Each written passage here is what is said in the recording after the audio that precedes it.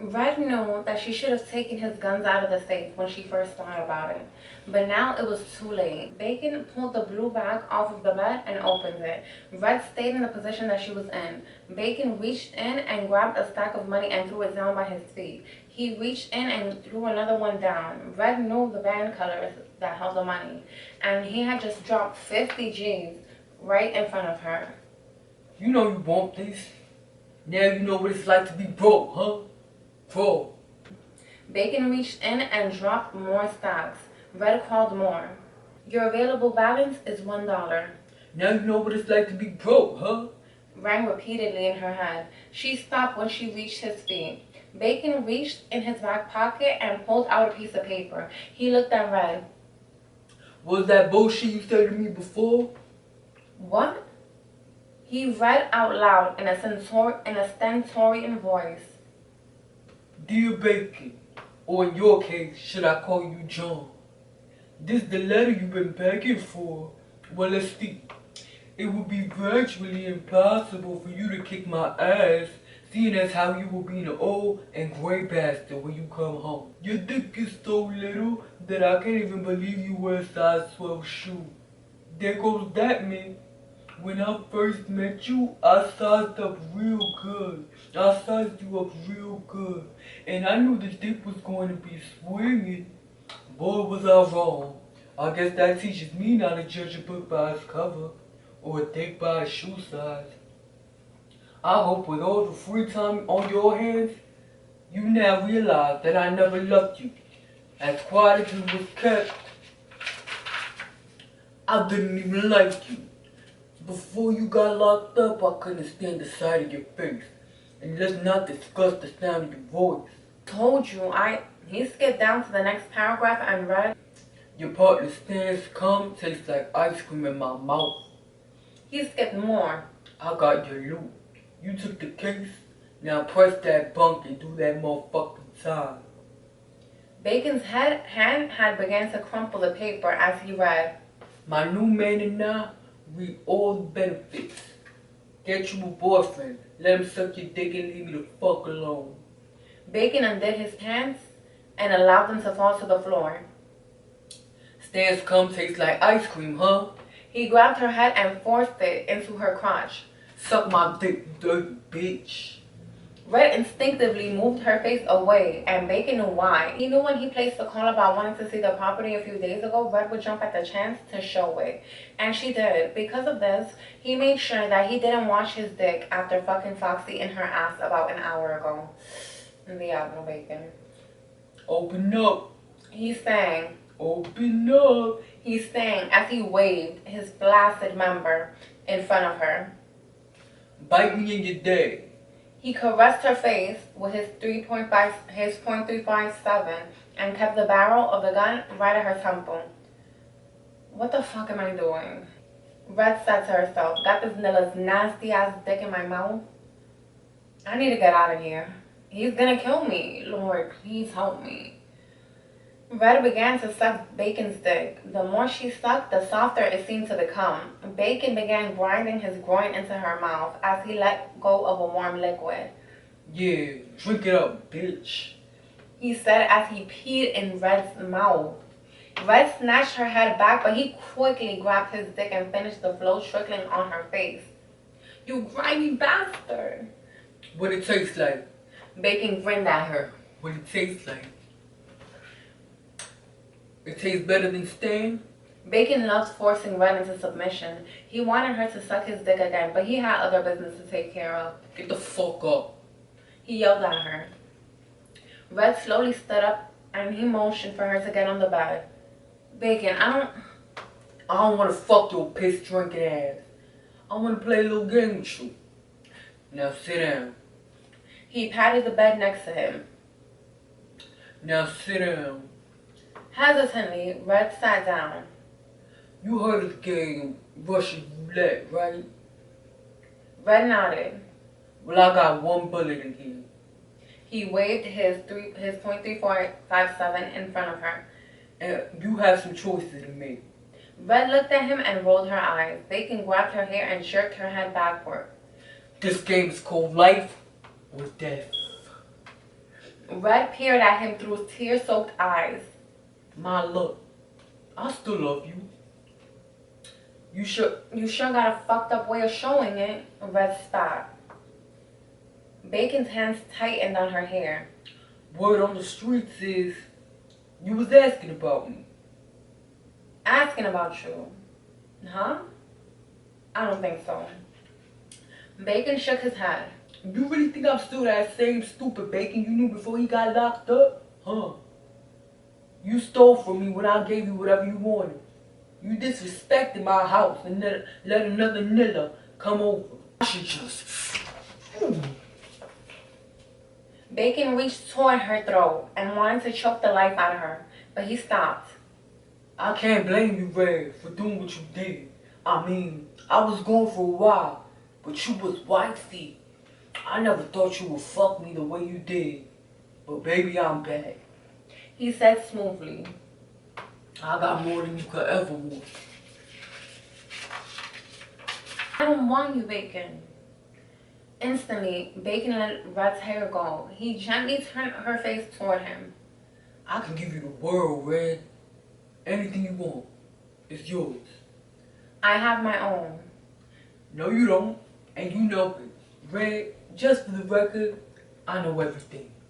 I even know about the baby you claimed was mine. You know who it was, Red. How you gonna let that pretty ass nilla fall up in your pussy? They had me go behind him? I make you do shit, Bacon. I wanna fuck you. I didn't wanna fuck you. Red admitted. But you did fuck me.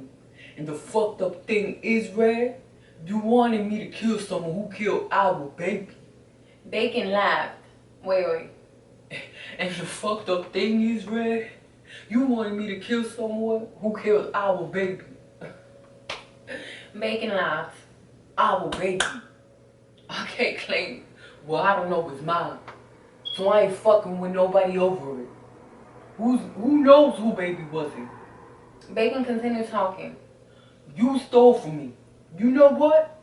You know what though? I took back everything you took from me. The money from Triple Crown, your bank account is empty, and the little business you own is not in your name. What you mean it's not in my name? You remember signing the quit claim deed?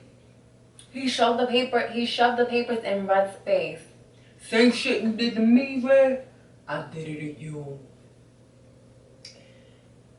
Red thought about what he had just told her. Her fist began flying. How the fuck you gonna take my money out of my fucking account? Take my business, you dirty bastard.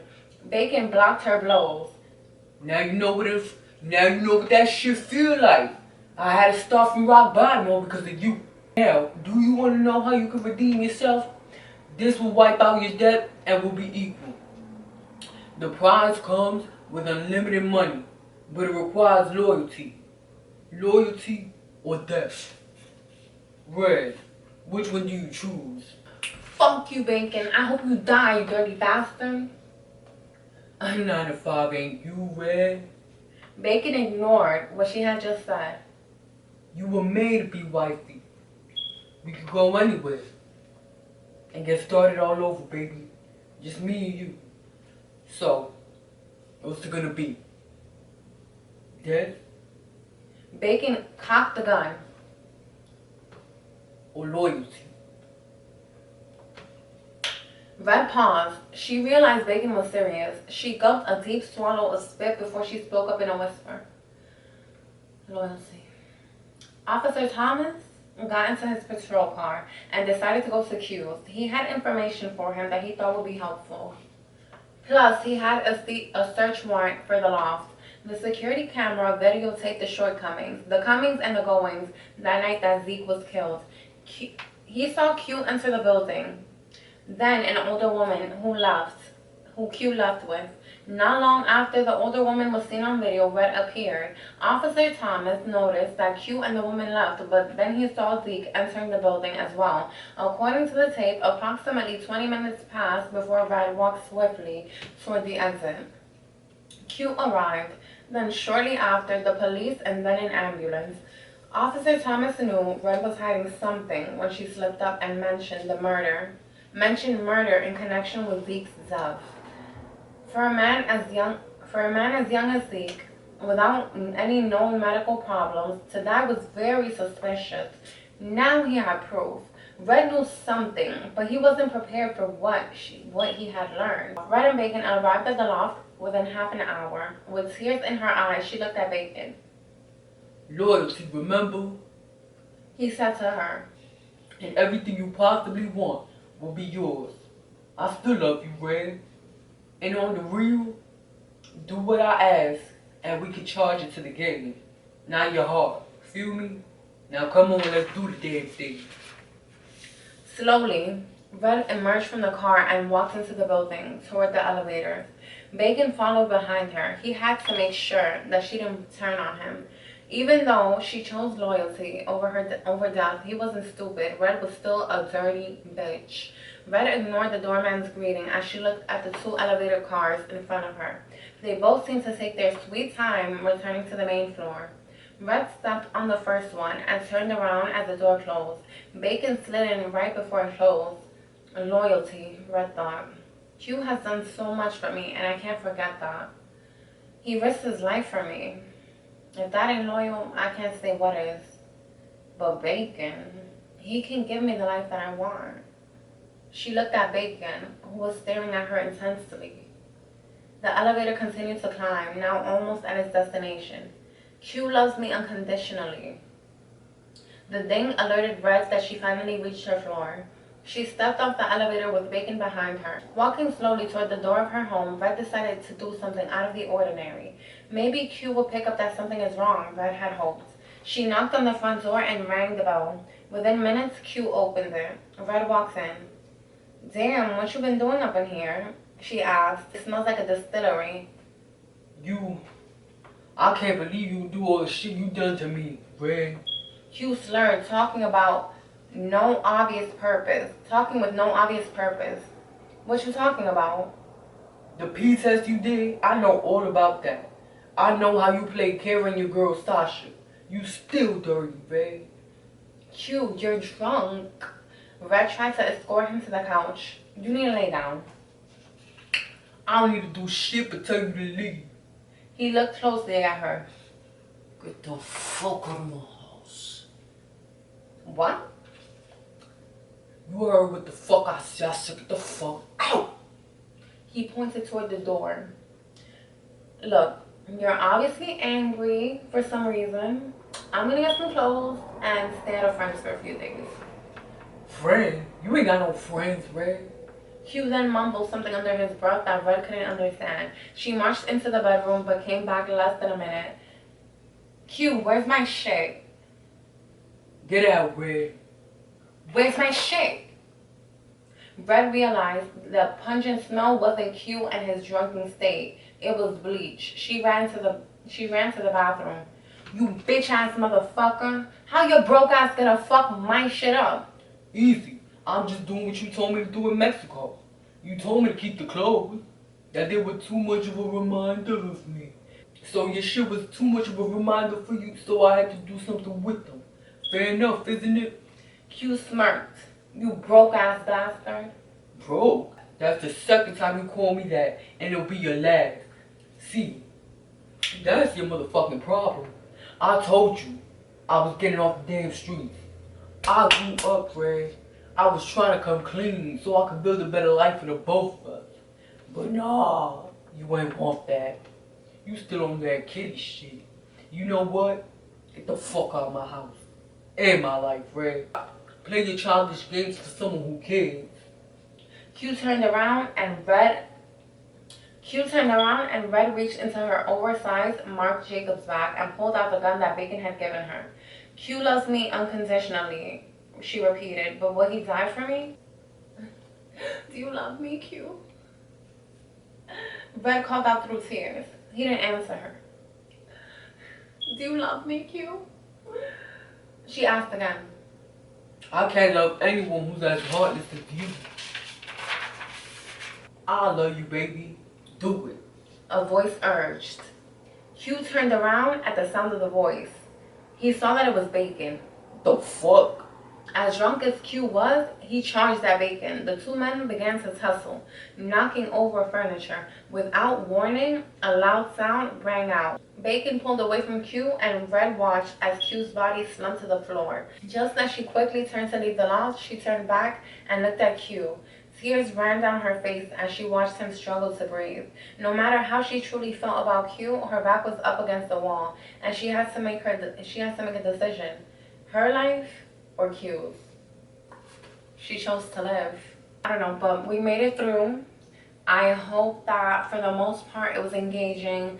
I hope that I did a good job of, portraying the characters in the way that like they're supposed to be portrayed. And yeah, I had a lot of fun with this. I personally think that I really shone, or like I really did a good role as the guys. Like, am I meant to be a male actor? Cause what the fuck is that? Why did I feel so at home in that role of Q and Bacon? I felt at home. That was me. You cannot tell me I'm not Bacon. If you saw this entire series, bitch, you better not come back. If you saw this entire series and you enjoyed it and you would like to see the sequel, let me know so I could get the book. If people want to see the sequel, I would get the book. I have 2 more books that I would read if it's not the sequel. I'm not really a big book reader, but I would consider doing this a thing if I found or if I have any books in mind that I know that I would like or have read in the past and would like to revisit. So have a nice day, good night whenever you're watching me, and yes.